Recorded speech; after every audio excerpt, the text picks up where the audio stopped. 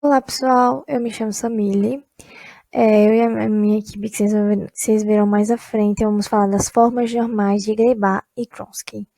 Então, mais à frente o Felipe vai falar com vocês. Dando continuidade ao que já foi dito até aqui, eu vou falar um pouquinho da forma normal de Greiber e vou começar a resolução de um exemplo da transformação de uma gramática de contexto em uma gramática na forma normal de Greiber.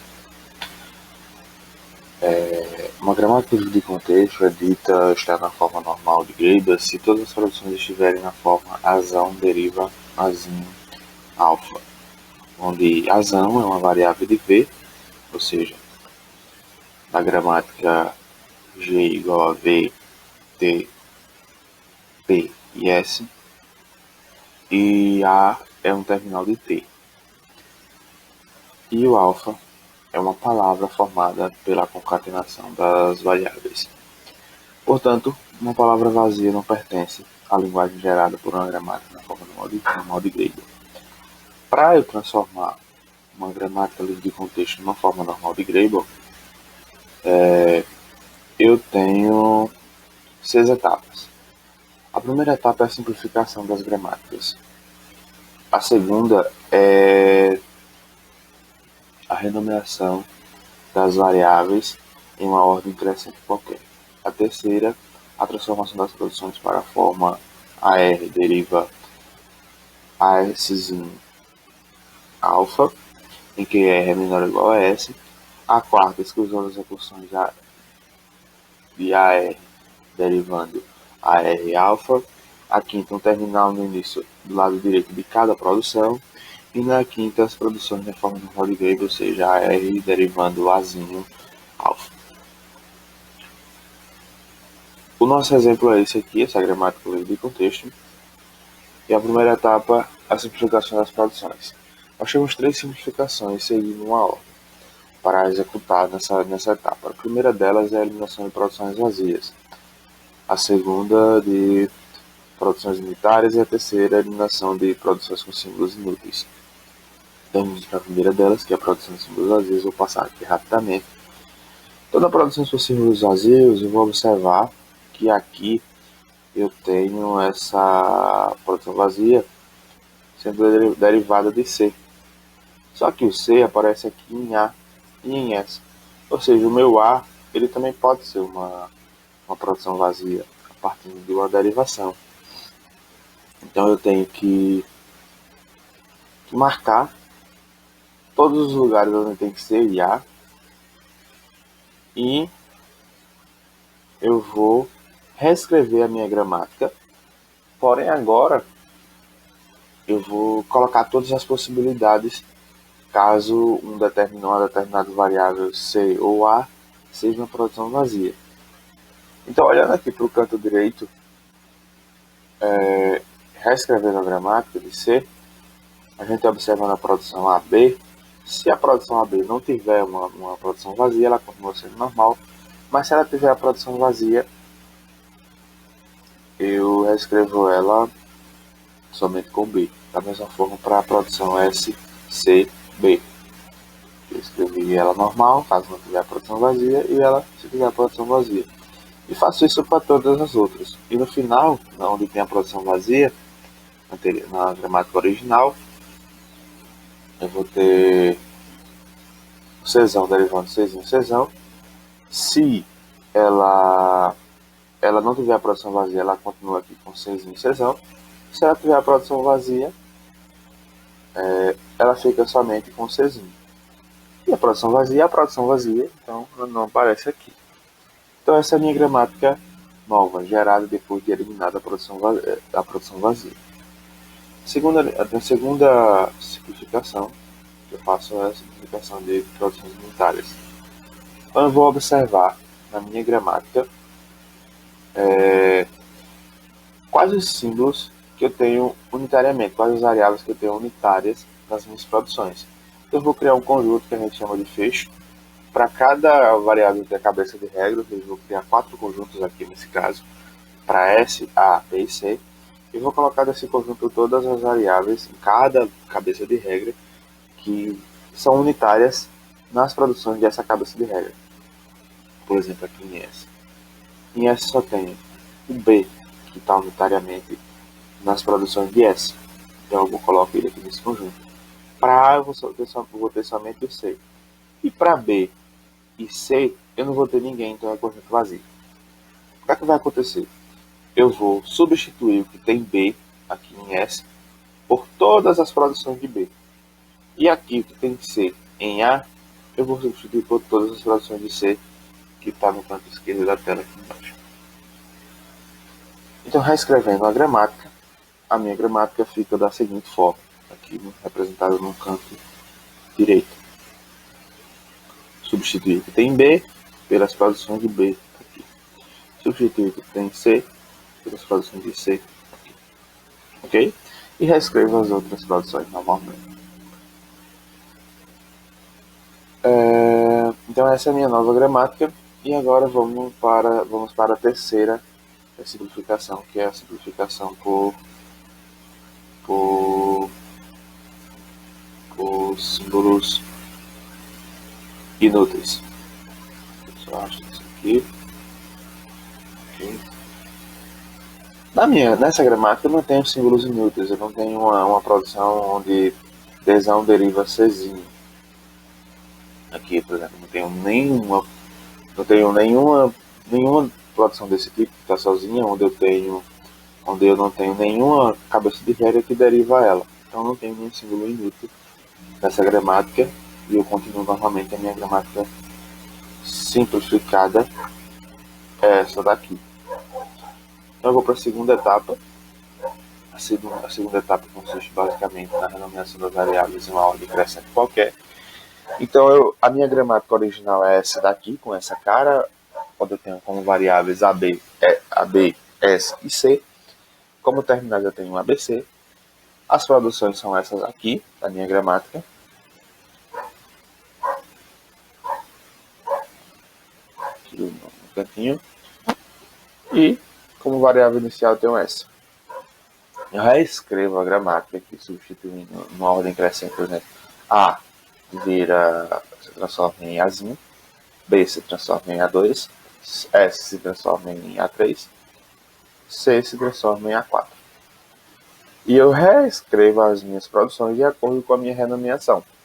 E essa é a segunda etapa. Meu nome é Leonardo, sou aluno do curso Ciências de Computação, UFAL Campus Arapiraca. Irei dar continuidade à transformação que o Felipe estava realizando para a forma normal padrão de Greenbelt. A partir da terceira etapa, que diz respeito a realizarmos a transformação das produções para a forma que AE que implica em AS alfa, em que o valor de R seja menor ou igual ao valor de S. No caso, com que diz respeito quem é R e quem é S, vai ser esses valores que acompanham o nosso A nas nossas produções. No caso, o que temos aqui? Tentar obedecer essa lei. E vamos verificar aqui onde é que ela não é obedecida. No caso, no nosso A, todas as palavras que A1 pode gerar encontram-se iniciando com terminais, então não vai acontecer.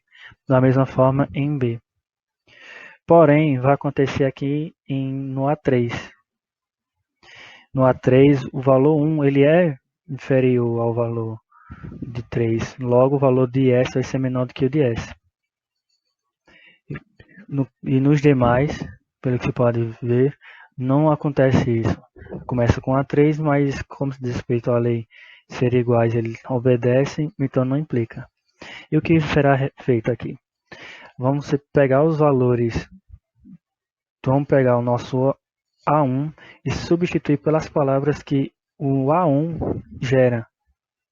No caso, e depois adicionarmos o seu sufixo. No caso, esse aqui o A2. Ao realizar a substituição, temos aqui o A pequeno, A maior 1, que veio do primeiro de A1. Depois vem A pequeno, A2, por conta que era a continuação do nosso A3, da primeira palavra dele, que implicava. Czinho, Azão 4, que era daqui também, nosso A1, e da mesma forma o C. Vou falar aqui entre os meninos rapidinho sobre as recursões à esquerda. Não pode ter, é um assunto para outro momento, mas rapidinho eu vou mostrar aqui essa etapa. A recursão é à esquerda. Perceba aqui, ó, que a gente tem A3, A3 derivando A3 alguma coisa. Aqui também acontece. Então, a gente não pode ter isso.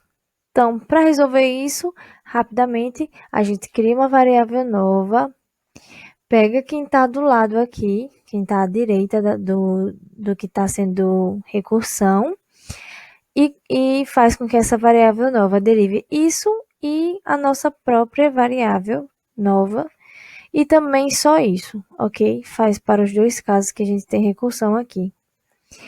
E no A3 ele vai derivar os outros, tá? Todos esses outros, só que no final, colocando a nossa variável nova. Pode perceber que todos têm essa variável nova. Então, com isso, a gente exclui qualquer variável à esquerda. Tchau, tchau, pessoal. Ela vai continuar. Irei dar continuidade à forma normal de Greenwich, a partir da etapa 5, e nos diz que um terminal no início do lado direito de cada produção. Mas aqui, pelo que a gente já pode ver, nos locais onde a gente tem se iniciando as nossas produções com terminais, ele já possui um único terminal. Disso já podemos passar para a etapa 6. E com o que diz respeito à nossa lei de formação, a nossa produção tem que iniciar com um terminal e em seguida com alguma variável.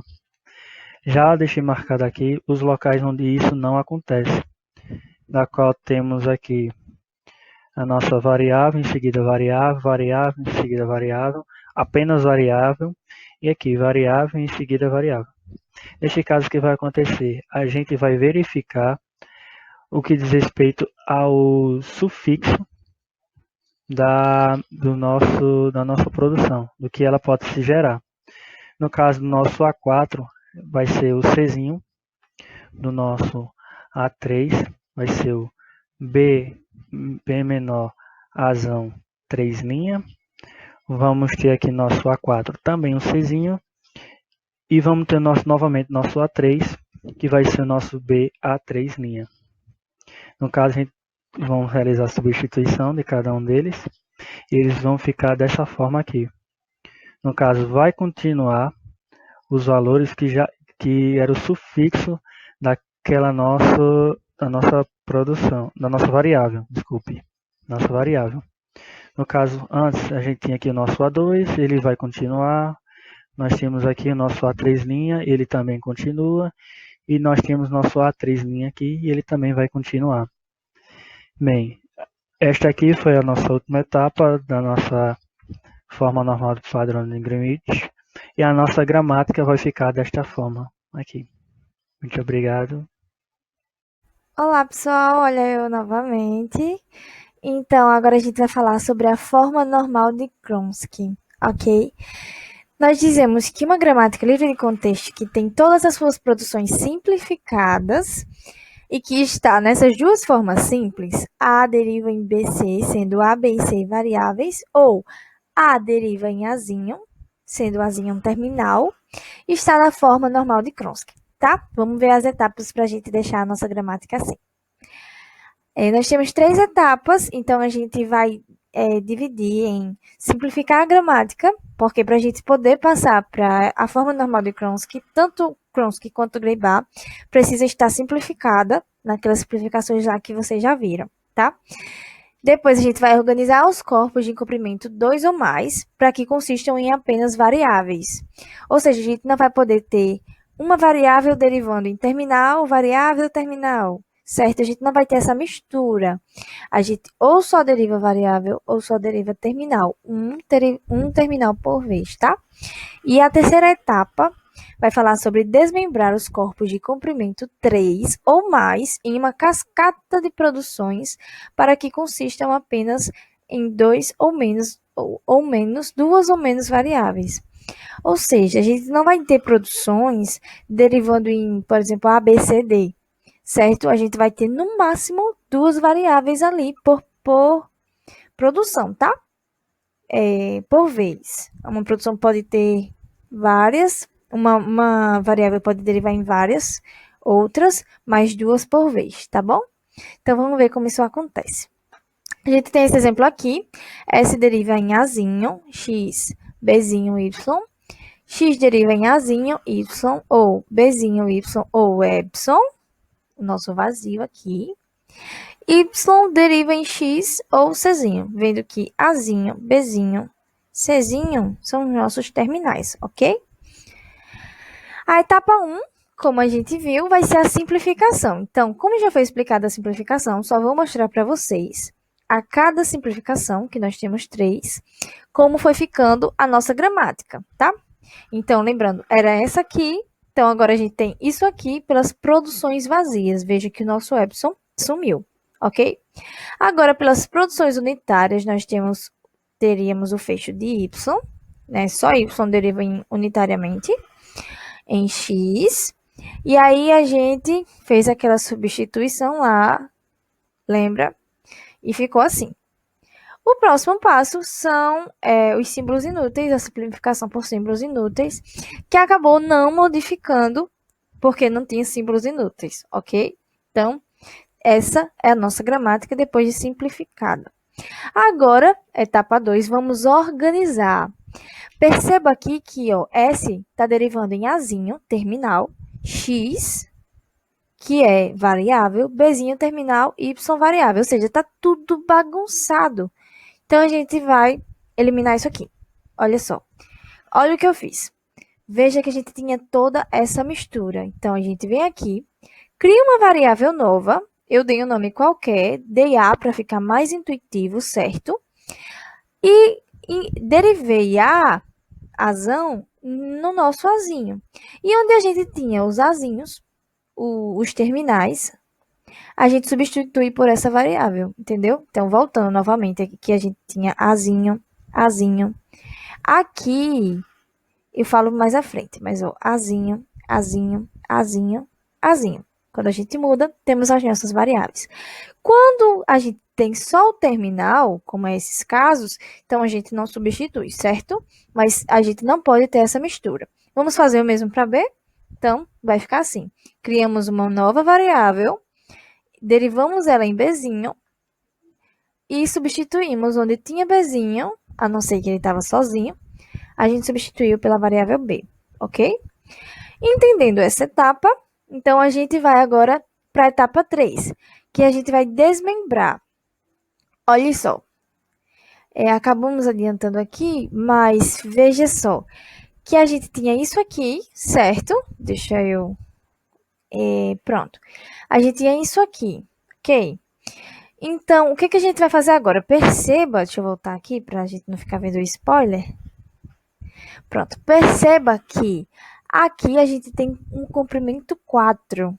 Aqui a gente tem um comprimento 3 e 3. Nos outros casos tá ok, mas nesse caso aqui a gente não pode ter. Então, o que a gente vai fazer? A gente vai criar variáveis que derivem, por exemplo, nesse caso aqui, como é 4, a gente vai precisar de uma variável para AX, outra variável para BY. E olha que aqui a gente tem BY e AX, então a gente vai criar mais duas variáveis. E vai substituir aqui para que ele fique com um comprimento de até 2. Então, o que eu fiz? Z deriva AX, que era o que a gente tinha aqui. W deriva BY, que era o que a gente tinha aqui, aqui e o AX aqui. Então, quando eu substituir, a gente não tem nenhuma produção passando de um tamanho de 3, de um tamanho de 2, ok? Tem que ser até 2. Então, basicamente é isso. Essa é a nossa gramática final, na forma de Kronsky. E é bem simples, ela é a mais simples mesmo, ok? Ela é mais simples que a Grebá, como vocês podem perceber. Então é isso, pessoal. Obrigada pela atenção. Espero que tenham entendido. E se não tiverem, ou então se surgirem dúvidas, o nosso e-mail está aqui embaixo. Vocês podem nos contatar ou pelos comentários, enfim. Obrigada.